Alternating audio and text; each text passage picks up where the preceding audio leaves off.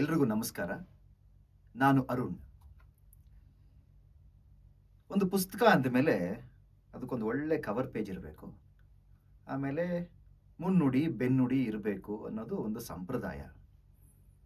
ಸಾಮಾನ್ಯವಾಗಿ ಪುಸ್ತಕಕ್ಕೆ ಮುನ್ನುಡಿ ಬರೆಯೋದು ಸಾಹಿತ್ಯದಲ್ಲಿ ಏನೋ ಸಾಧನೆ ಮಾಡಿರೋರು ಅಥವಾ ವಯಸ್ಸಿನಲ್ಲಿ ಹಿರಿಯರು ಅಥವಾ ಹೆಸರುವಾಸಿಯಾಗಿರುವಂಥ ಜನ. ಈ ಶೂನ್ಯಪೂರ್ಣ ಪುಸ್ತಕಕ್ಕೆ ಮುನ್ನುಡಿ ಬರೆಯೋ ಅಸೈನ್ಮೆಂಟನ್ನು ನನಗೆ ಲೇಖಕರಾದ ಪ್ರಿಯ ಮಿತ್ರ ಮಧುಸೂದನ ಕಟ್ಟೆಯವರು ಕೊಟ್ಟರು. ಹೇಗೆ ಬರೆಯೋದು ಮುನ್ನುಡಿನ? ಫಸ್ಟ್ ಪುಸ್ತಕ ಓದಬೇಕು. ಅದಕ್ಕೆ ಫಸ್ಟ್ ಹಸ್ತಪ್ರತಿ ಓದಬೇಕು. ನಾನು ಅಂದ್ಕೊಂಡೆ, ನಾನೊಂದಷ್ಟು ಸಾಹಿತ್ಯ ಓದ್ಕೊಂಡಿದ್ದೀನಿ, ಪುಸ್ತಕ ಓದಿದ್ಮೇಲೆ ಅದರ ಅಭಿಪ್ರಾಯ ಬರೆದ್ರೆ ಮುನ್ನುಡಿ ಬರೀಬಹುದು. ಸರಿ, ಪುಸ್ತಕ ಓದಿದೆ. ಪುಸ್ತಕ ಓದಿದಾಗ ಬರೀ ಓದಿ ಅಭಿಪ್ರಾಯ ಬರೀಬೇಕು ಅಂತಂದರೆ ಅದು ಬರೀ ಶಬ್ದಗಳಾಗಿರುತ್ತೆ. ಆ ಶಬ್ದಾರ್ಥಗಳು ನಮಗೆ ಗ್ರಹಿಸಿದ್ರೆ ಸಾಕು, ಏನೋ ಒಂದು ಅಭಿಪ್ರಾಯ ನಮ್ಮಲ್ಲಿ ಮೂಡುತ್ತೆ, ಅದನ್ನು ಬರೀಬಹುದು ಅಂತ ಅಂದ್ಕೊಂಡಿದ್ದೆ. ಆದರೆ ಹೇಗೆ ಸಾಧ್ಯ ಆಗುತ್ತದು? ಈ ಶೂನ್ಯಪೂರ್ಣ ಅಥವಾ ಸೋಸಾನನ್ನ ಸೂತ್ರಗಳು ಅನುವಾದಿತ ಕೃತಿ ಅಂತ ಹೇಳ್ತಾರೆ. ಇಲ್ಲಿ ಅನುವಾದಕ್ಕಿಂತ ಅನುಭಾವ ಸೊಗಸಾಗಿ ಕಾಣುತ್ತೆ. ಯಾಕೆ ಕಾಣುತ್ತೆ ಅಂತಂದರೆ, ಆ ಹಾದಿಯಲ್ಲಿ ನನ್ನನ್ನು ಕಿಂಚಿತ್ ದೂರ ಕರ್ಕೊಂಡು ಹೋಗಿದ್ದಾರೆ ನನ್ನ ಪ್ರಿಯ ಮಿತ್ರರು ಅಂತ ಹೇಳಿದ್ನಲ್ಲ, ಪ್ರಿಯ ಗುರುಗಳು ಸಹ, ಶ್ರೀ ಮಧುಸೂದನ ಕಟ್ಟೆಯವರು.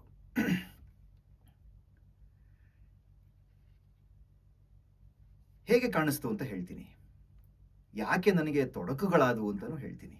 ಪ್ರತಿಯೊಂದು ಕೃತಿ ಬಗ್ಗೆನೂ ನಮಗೆ ಅದನ್ನು ಓದಕ್ಕೂ ಮುಂಚೆ ಒಂದು ಸಣ್ಣ ಅಭಿಪ್ರಾಯ ಮೂಡಿರುತ್ತೆ, ಪೂರ್ವಗ್ರಹನೇ ಇರಬಹುದು. ಉದಾಹರಣೆಗೆ ಲೇಖಕರ ಹೆಸರು ನೋಡ್ತೀವಿ ಅಥವಾ ಕವರ್ ಪೇಜ್ ನೋಡ್ತೀವಿ. Don't judge the book by it's cover ಅಂತ ಗಾದೆ ಇದ್ರೂ ಕವರ್ ಪೇಜ್ ನೋಡಿ ಸಣ್ಣ ಮಟ್ಟದ ಜಡ್ಜ್ಮೆಂಟ್ನ ನಾವು ಇಟ್ಕೊಂಡಿರ್ತೀವಿ. ಆ ರೀತಿ ನನಗೆ ಕವರ್ ಪೇಜೆಲ್ಲ ಬಂದಿರಲಿಲ್ಲ, ಹಸ್ತಪ್ರತಿ ಮಾತ್ರ ಬಂದಿತ್ತು. ಆದರೂ ನನಗೆ ಹತ್ತಿರದವರು ಅನ್ನೋ ಕಾರಣಕ್ಕೆ ನನಗೊಂದು ಪೂರ್ವಗ್ರಹ ಇತ್ತು. ಬರೀಬಹುದು, ಓದ್ಬಿಟ್ಟು ಬರೆದ್ಬಿಡಬಹುದು ಅನ್ನೋ ಅಭಿಪ್ರಾಯ ಇತ್ತು. ತೆಗೆದಿದ ತಕ್ಷಣ, ಪುಟ ತೆಗೆದಿದ ತಕ್ಷಣ ಓದಕ್ಕೆ ನನಗೆ ಸಿಕ್ಕಿದ್ದು ಸಾಲುಗಳು ಯಾವುದು ಗೊತ್ತಾ? ಕಿಂಚಿತ್ ವೈಯಕ್ತಿಕ ಅಭಿಪ್ರಾಯವೂ ಸಹ ನಿನ್ನ ಇಡೀ ಜಗತ್ತನ್ನು ದ್ವೈತವಾಗಿಸುತ್ತದೆ. ಸೃಷ್ಟಿಯನ್ನು ಹೇಗಿದೆಯೋ ಹಾಗೆ ಗ್ರಹಿಸುವುದು ಎಂದರೆ ಮುಕ್ತ ಮನಸ್ಸಿನಿಂದ ಬದುಕುವುದು. ನಾನು ಮುಕ್ತ ಮನಸ್ಸಿನಿಂದ ಬದುಕ್ತಾ ಇದ್ದೀನಾ? ಬದುಕಿದ್ದಿದ್ರೆ ಈ ರೀತಿಯ ಅಭಿಪ್ರಾಯಗಳು ನನಗೆ ಬರೆಯೋದಕ್ಕಿಂತ ಮುಂಚೆನೇ ಮೂಡ್ತಿತ್ತಾ ಅನ್ನೋ ಪ್ರಶ್ನೆನ ನನ್ನನ್ನೇ ನಾನು ಕೇಳಿಕೊಂಡೆ. ಸರಿ, ಒಂದು ಸ್ವಲ್ಪ ದಿನ ಬಿಟ್ಟು ಆಮೇಲೆ ಬರೆಯೋಣ, ಆವಾಗ ಆಗುತ್ತೆ ಅನ್ನೋ ತೀರ್ಮಾನಕ್ಕೆ ಬಂದೆ. ಬಂದಾಗ ಮತ್ತೆ ಹೇಳಿದ್ನಲ್ಲ, ಪೂರ್ವಗ್ರಹ ಅಂತ. ಪೂರ್ವಗ್ರಹ ಪೀಡಿತ ದೃಷ್ಟಿಯಿಂದ ನೀನು ನೋಡುವುದೇ ಆದರೆ ನಿನ್ನ ಸತ್ಯ ಮಿಥ್ಯೆಯಿಂದ ಆವರಿಸುತ್ತದೆ. ಸತ್ಯ ಸತ್ಯವಷ್ಟೇ, ಅಜ್ಞಾನದ ಮನಸ್ಸು ಅದನ್ನು ಅರಿಯಲಾರದು. ಇವೆರಡೂ ಸಾಲು, ಎರಡೂ ಪದ್ಯಗಳು ಅಥವಾ ಎರಡೂ ಹಾಡುಗಳು ಅಂತಲೇ ಹೇಳ್ಬೋದು, ತುಂಬ ಕೊರೆಯಕ್ಕೆ ಸ್ಟಾರ್ಟ್ ಆಯಿತು. ಮುನ್ನುಡಿ ಬರೆಯೋದಿರಲಿ, ಪುಸ್ತಕ ಓದಿ ಸಮಯ ಕಳಿಬಹುದು ಅನ್ನೋದಕ್ಕಾಗಲ್ಲ. ಏಕೆಂದರೆ ನಾವು ಸಮಯ ಕಳೀತಿರಲ್ಲ, ಸಮಯ ನಮ್ಮನ್ನು ಕಳೀತಾ ಇರುತ್ತೆ ಅನ್ನೋ ಪಾಠ ನನಗೆ ಕೃತಿ ಮತ್ತು ಕರ್ತೃ ಎರಡೂ ಹೇಳ್ಕೊಟ್ಟಿವೆ. ತಾನಾಗಿ ತಾನೇ ಬರುತ್ತೆ, ಯಾವಾಗಲೂ ತಾನಾಗೆ ಬರುತ್ತೆ. ಇದು ನೋಡೋಣ, ಬಂದಾಗ ಬರೆಯೋಣ ಅಂತ ಸ್ವಲ್ಪ ವೆಯ್ಟ್ ಮಾಡ್ತಾ ಇದ್ದೆ.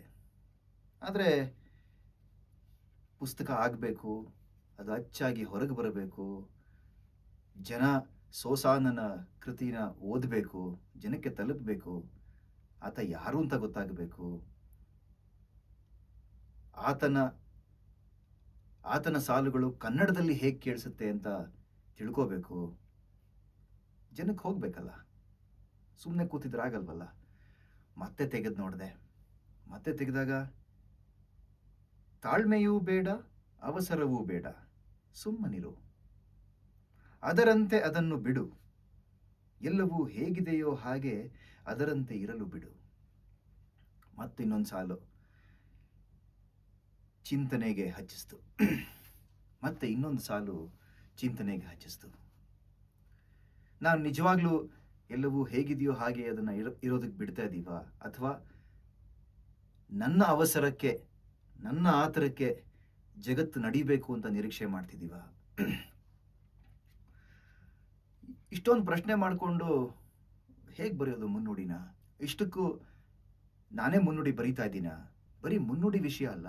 ಮುನ್ನುಡಿ ಬರೆಯುವಾಗ್ಲೇನೆ ಇಷ್ಟೊಂದು ಪರಿಣಾಮ ಬೀರಿದೆ ಅಂದರೆ, ಓದುಗನಾಗಿ ಇದನ್ನ ಪ್ರತಿಯೊಂದು ಸಲ ಓದಿದಾಗ್ಲೂ, ಹಲವಾರು ಸಲ ಓದಿದೆ. ಪ್ರತಿ ಸಲ ಓದಿದಾಗ್ಲೂ ಬೇರೆ ಬೇರೆ ರೀತಿ ಪರಿಣಾಮ ಬೀರಿರೋದು ನನ್ನ ಬದುಕಲ್ಲೇ ನನಗೆ ಗೊತ್ತಾಗ್ತಾ ಇದೆ. ಯಾವಾಗ ನಾನು ಮತ್ತು ನೀನು ಇರುವುದಿಲ್ಲವೋ ಆಗ ಚಿತ್ತವಷ್ಟೇ ಇರುತ್ತದೆ. ಈ ನಾನು ಮತ್ತು ನೀನು ಅನ್ನೋದು ಯಾವಾಗ ಬೇಕು, ಯಾವಾಗ ಬೇಡ ಅನ್ನುವ ಅರ್ಥ ಆಗಬೇಕು ಅಂತಿದ್ರೆ ಬರೀ ಪುಸ್ತಕ ಓದಿದ್ರಾಗಲ್ಲ.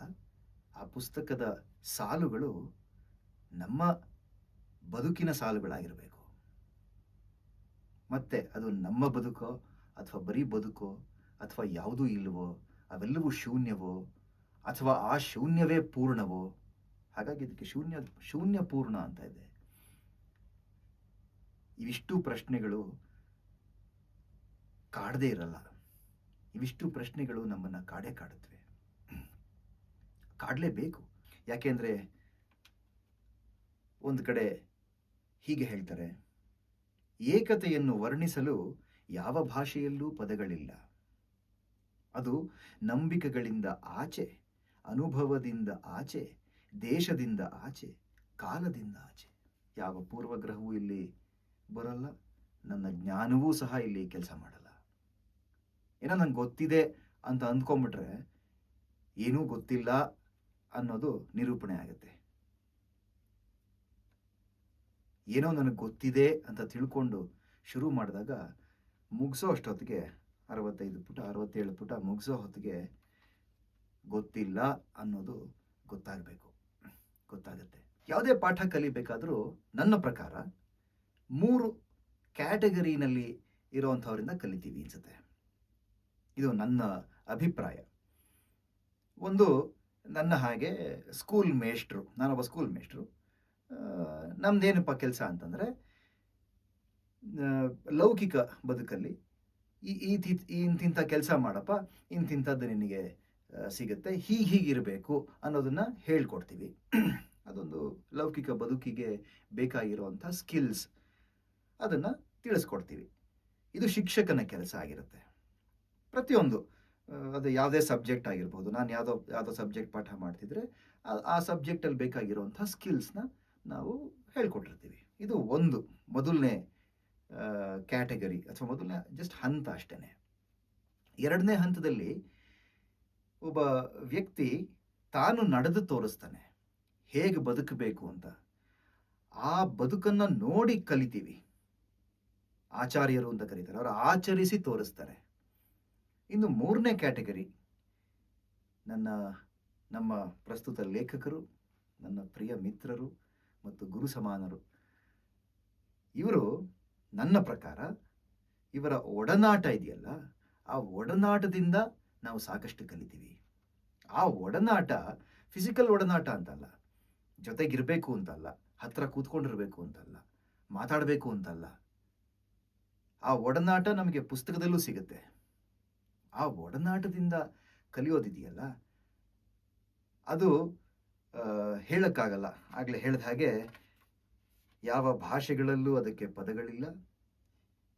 ಅದು ನಂಬಿಕೆಗಳಿಂದ ಆಚೆ ಇದೆ, ಅನುಭವದಿಂದ ಆಚೆ ಇದೆ, ದೇಶ ಕಾಲ ಇವೆಲ್ಲವನ್ನು ಮೀರಿದ ಒಂದು ಭಾವ ನಮಗೆ ಸಿಗದೇ ಇರಲ್ಲ. ಆ ರೀತಿ ಅವಕಾಶ ಸಿಕ್ಕಿದ್ದಕ್ಕೆ ನಾನು ಕೃತಜ್ಞನಾಗಿದ್ದೀನೋ ಅಥವಾ ಶೂನ್ಯನಾಗಿ ಪೂರ್ಣನಾಗಿದ್ದೀನೋ ಯಾವುದೂ ಗೊತ್ತಿಲ್ಲ. ಒಟ್ಟಿನಲ್ಲಿ ಗೊತ್ತಿಲ್ಲ ಅನ್ನೋದು ತಕ್ಕ ಮಟ್ಟಿಗೆ ಗೊತ್ತಾಗ್ತಾ ಇದೆ ಅಂತ ಹೇಳಕ್ಕೆ ಇಷ್ಟಪಡ್ತೀನಿ. ಶೂನ್ಯ ಪೂರ್ಣ ಕೃತಿನ ಓದೋರೆಲ್ರಿಗೂ ಶುಭವಾಗಲಿ ಅಂತ ಈ ಮೂಲಕ ಹಾರೈಸ್ತೀನಿ. ಎಲ್ರಿಗೂ ಒಳ್ಳೆಯದಾಗಲಿ.